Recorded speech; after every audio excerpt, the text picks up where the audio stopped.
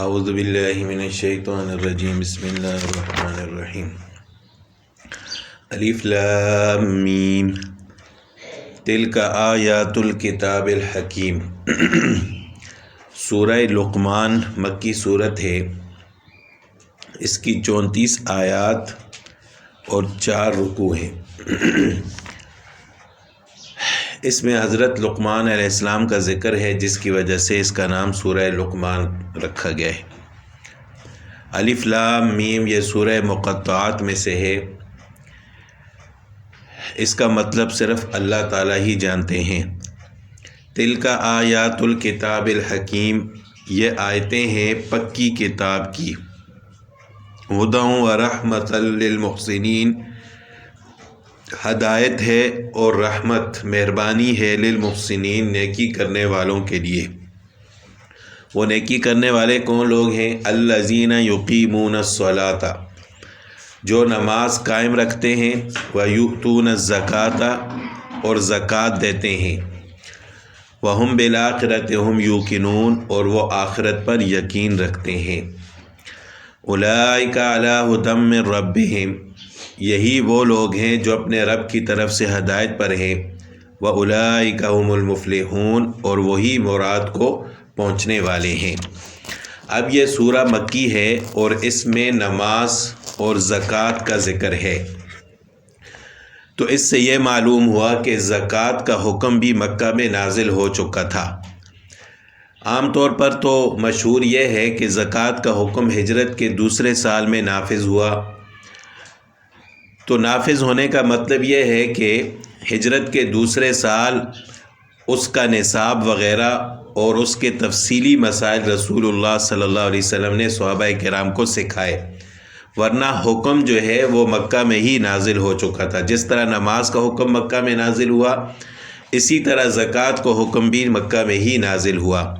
البتہ زکوٰۃ کے تفصیلی احکامات اور مسائل وہ رسول اللہ صلی اللہ علیہ وسلم نے ہجرت کے بعد صحابہ کرام کو سکھائے۔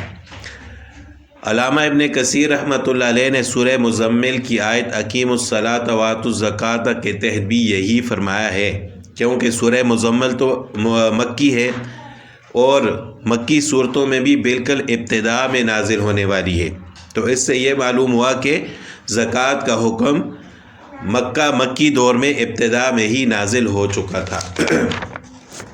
وَمِنَ النَّاسِ مَن يَشْتَرِي لَهْوَ الْحَدِيثِ، اور لوگوں میں سے ایک شخص وہ ہے جو خریدار ہے، جو خرید کر لاتا ہے لہو الحدیث سے، کھیل کی باتیں، قصے کہانیاں، لِيُضِلَّ عَن سَبِيلِ اللَّهِ، تاکہ وہ اللہ کے راستے سے گمراہ کرے، بغیر علم، بغیر علم کے، وَيَتَّخِذَهَا هُزُوًا، اور اس کو ہنسی مذاق ٹھہرائے۔ اولئک لہم عذاب مہین، یہ وہ لوگ ہیں جن کے لیے ذلت والا عذاب ہے۔ وَمِنَ النَّاسِ مَن يَشْتَرِي لَهْوَ الْحَدِيثِ، یہاں پر یشتری کا لفظ استعمال ہوا ہے۔ اشتراک کے لغوی معنی خریدنے کے ہیں، اور بعض اوقات ایک کام کے بدلے دوسرے کام کو اختیار کرنے کے لیے بھی اشتراک کا لفظ استعمال کیا جاتا ہے، جیسا کہ پہلے سپارے میں آتا ہے اولئک الذین اشتروا الضلالۃ بالہدی، کہ وہ لوگ ہیں جنہوں نے ہدایت کے بدلے گمراہی کو اختیار کیا۔ وَمِنَ النَّاسِ مَن يَشْتَرِي لَهْوَ الْحَدِيثِ، لوگوں میں سے ایک شخص وہ ہے کہ جو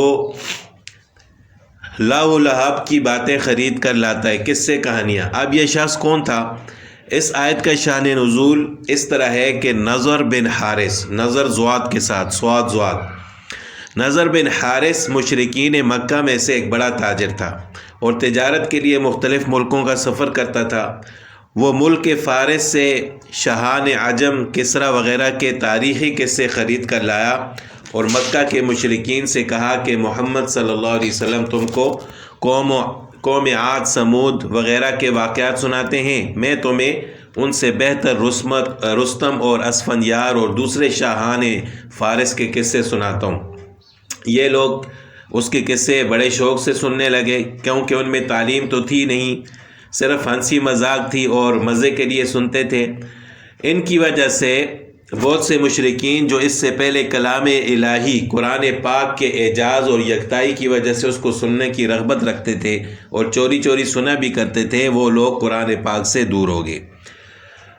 اور ایک تفسیر ہے در منصور، اس میں حضرت عبداللہ بن عباس رضی اللہ تعالیٰ عنہ سے روایت ہے کہ یہ والا تاجر نضر بن حارث باہر سے ایک گانے والی کنیز خرید کر لایا تھا، اور اس کے ذریعے اس نے لوگوں کو قرآن سننے سے روکنے کی یہ صورت نکالی کہ جو لوگ قرآن سننے کا ارادہ کریں اپنی اس کنیز سے ان کو گانا سنواتا تھا اور کہتا تھا کہ نعوذ باللہ محمد صلی اللہ علیہ وسلم تم کو قرآن سنا کر کہتے ہیں کہ نماز پڑھو، روزے رکھو، اور جس میں تکلیف ہی تکلیف ہے، اللہ کے راستے میں جہاد کرو، شہید ہو جاؤ، آؤ تم یہ گانا سنو اور جشن مناؤ، خوش ہو جاؤ۔ تو اس سے یہ بھی معلوم ہوا کہ گانا سننا یہ شروع سے ہی مذموم ہے۔ تو اسی طرح گانے والوں کی جو کمائی ہوتی ہے اس کو بھی رسول اللہ صلی اللہ علیہ وسلم نے حرام قرار دیا ہے۔ تو بہرحال لا والحدیث سے جھوٹے قصے کہانیاں بھی ہو سکتے ہیں، اور لا والحدیث سے گانا بھی مراد ہو سکتا ہے۔ جمہور صحابہ و تابعین اور عام مفسرین کے نزدیک لا والحدیث عام ہے، تمام ان چیزوں کو جو انسان کو اللہ کی عبادت سے روکنے والی ہوں، چاہے وہ کوئی بھی چیز ہو۔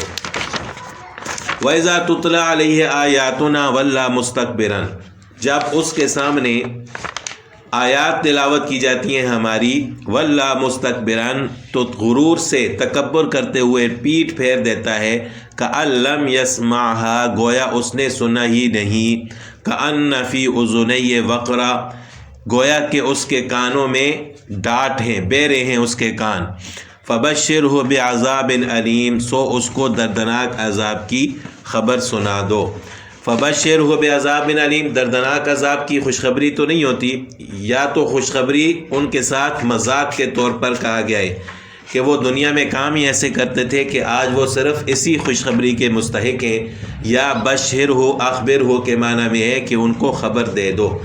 ان الذین آمنوا وعملوا الصالحات لهم جنات النعیم، بے شک جو لوگ ایمان لائے اور انہوں نے نیک اعمال کیے ان کے لیے نعمتوں کے باغ ہیں، خالدین فیہا، وہ ہمیشہ ان میں رہیں گے۔ وعد اللہ حقا، اللہ کا وعدہ سچا ہے، وہ العزیز الحکیم، اور وہ زبردست حکمت والا ہے۔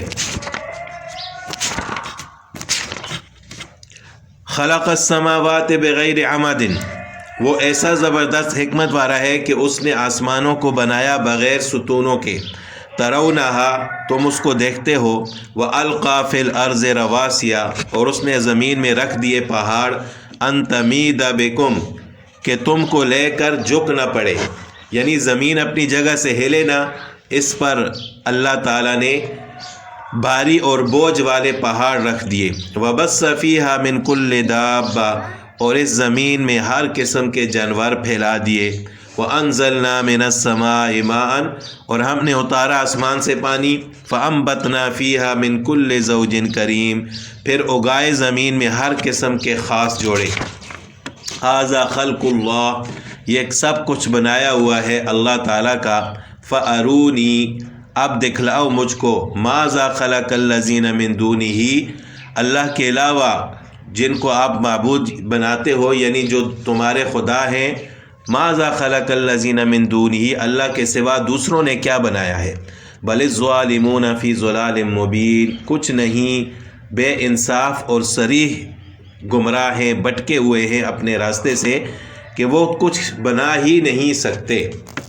اللہ تعالیٰ نے فرمایا کہ خلق السماوات بغیر عمد ترونہا، ایک یہ کہ ترونہا کو نحوی اعتبار سے اس میں ایک صورت یہ ہے کہ ترونہا کو عمدہ کی صفت قرار دیا جائے اور اس کی ضمیر عمدہ کی طرف راجع کی جائے، تو معنی یہ ہوگا کہ اللہ تعالیٰ نے آسمانوں کو پیدا کیا بغیر ستونوں کے جن کو تم دیکھتے ہو، یعنی اگر ستون ہوتے تو تم ان کو دیکھتے، جب ستون نظر ہی نہیں آتے تو معلوم ہوا کہ یہ آسمان عظیم الشان چھت بغیر ستونوں کے بنایا گیا ہے۔